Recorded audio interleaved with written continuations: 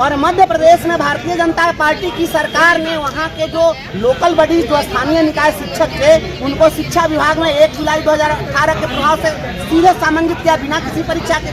तो आपकी एक जगह सरकार अगर बिना परीक्षा के समन्वित करती है तो दूसरी जगह आपकी की सरकार परीक्षा क्यों लेगी और यह परीक्षा कैसे मान ले कि अंतिम परीक्षा हो जाएगी। देखिए, बिहार सरकार में माननीय उप मुख्यमंत्री सम्राट चौधरी जी से नियोजित शिक्षक संगठनों की वार्ता हुई और वार्ता में क्या क्या बातें हुई अब आपको हम क्रांतिकारी शिक्षक नेता बंशीधर ब्रजवासी जी के द्वारा सुनाएंगे आगे इस वीडियो में।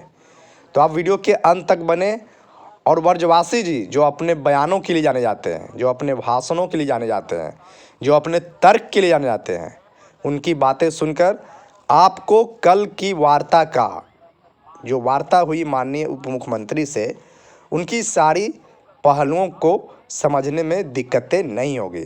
तो आगे ब्रजवासी जी की पूरी बातें सुने और चैनल को ज़रूर सब्सक्राइब करें ताकि शिक्षकों की आवाज़ को कोई दबा ना सके। ज़्यादा से ज़्यादा वीडियो को शेयर करें ताकि आपकी आवाज़, शिक्षकों की आवाज़ हर जगह पहुंच सके। तो आगे ब्रजवासी जी को सुनिए। शिक्षकों से वार्ता काफ़ी सौहार्दपूर्ण सहानुभूतिपूर्ण उन्होंने वार्ता की है, संवेदनापूर्ण वार्ता की है, भाई की तरह उन्होंने वार्ता की है। तो निश्चित रूप से सकारात्मक है और इसके लिए मैं भारतीय जनता पार्टी और एनडीए की पूरी प्रशंसा करता हूं। और हम लोग आज कह दिए हैं उनको कि समस्या मुक्त शिक्षक होगा और 4 लाख शिक्षक एनडीए के साथ होंगे। यह हमने नारा लगा दिया है और कहा है कि हमारी आपसे कोई दुश्मनी नहीं है, देते भी हैं आप। और आपको कारण यही है कि आप जिस प्रकार से बच्चा को दूध थोपी मार दीजिए और मिठाई खिलाइए, वो बच्चा आपका ऑब्लिगेशन नहीं मानता, उसी प्रकार से प्रताड़ित भी करते हैं। तो प्रताड़ना का जो दौर है और विभाग में जो एक मोगेम्बो आ गया है कि मोगेम्बो गिरी बंद करिए, अब वो सब कोई जान रहा है कौन है मोगेम्बो। पूरा काला चश्मा फेमस हो गया है, वो मोगेम्बो फेमस है।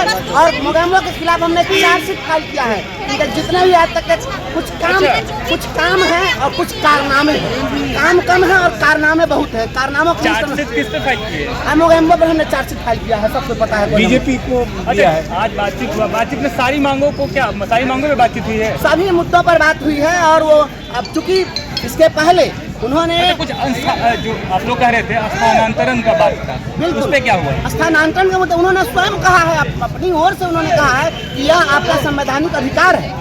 उन्होंने खुद कहा है जब तक ऐसी व्यवस्था ही नहीं थी तो निश्चित रूप से लोगों का परिवार उजाड़ने से क्या होगा।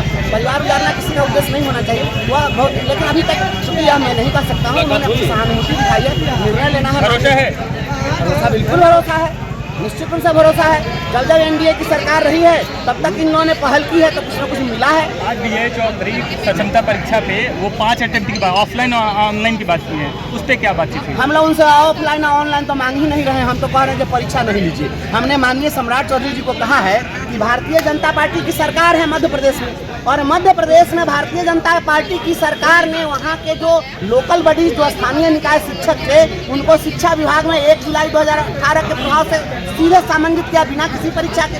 तो आपकी एक जगह सरकार अगर बिना परीक्षा के समन्वित करती है तो दूसरी जगह आपकी की सरकार परीक्षा क्यों लेगी और यह परीक्षा कैसे मान ले कि अंतिम परीक्षा हो जाएगी। अभी तक दक्षता परीक्षा, पात्रता परीक्षा, डीएलएड परीक्षा, बीएड परीक्षा, डिस परीक्षा, दैट परीक्षा, अग्नि परीक्षा, वायु परीक्षा, जल परीक्षा, कितनी परीक्षा ये। और दक्षता परीक्षा का मतलब होता है, दक्ष का मतलब क्या होता है, हाईली एक्सपर्ट।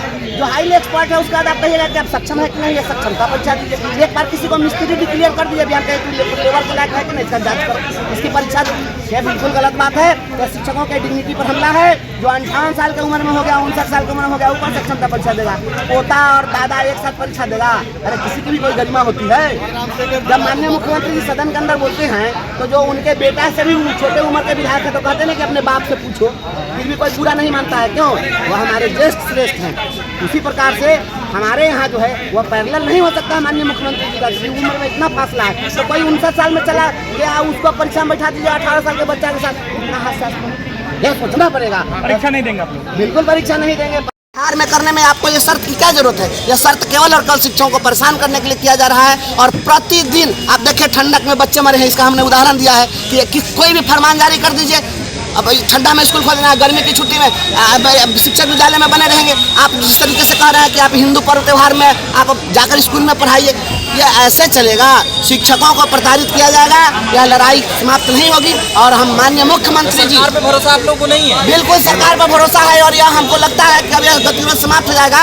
4 लाख शिक्षक परिवार ये सरकार के साथ होंगे। अब प्रदर्शन नहीं कीजिएगा आप लोग? प्रदर्शन हम लोग शौक से तो नहीं करते हैं, सरकार प्रदर्शन के लिए मजबूर करती है। जब परेशानी होगी तो एसीएस के पाठक के तुगलकी फरमानों के बारे में भी कोई बात की आप लोगों ने? निश्चित रूप से हमने उन पर एक चार्जशीट फाइल किया है। वो चार्जशीट है कहाँ? नहीं जी, चार्जशीट हमने फाइल किया है। हमने उनके मांगे आप समझा नहीं पा रहे। दिखाइए। मुख्य मांग एकमात्र मांग है हमारी कि हम सभी लोगों को बिना शर्त राज्यकर्मी का दर्जा दीजिए। और प्रताड़ना का जो दौर हो रहा है उन्हें यह फिक्र है हरदम नई तर्जे जफा क्या है। हमें भी शौक है देखें सितम की इंतहा क्या है। ये सितम की जो इंतहा है ये होनी चाहिए। हम इसकी बात करने के लिए हैं। बिल्कुल निश्चित रूप से हम संतुष्ट हैं और इसके लिए हम माननीय उप मुख्यमंत्री जी को बहुत बहुत धन्यवाद देते हैं। वंशीधर ब्रजवासी प्रदेश अध्यक्ष परिवर्तनकारी प्रारंभिक शिक्षक। 1 मिनट रुकिए।